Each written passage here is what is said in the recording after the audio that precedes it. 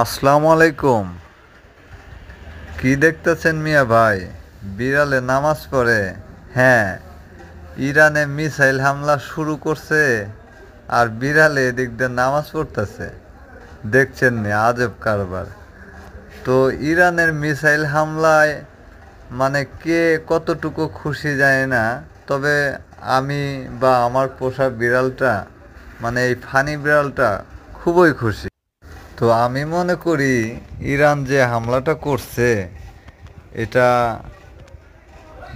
ভালোই করছে, কারণ নিজের তো আত্মরক্ষার প্রয়োজন আছে, কি বলেন?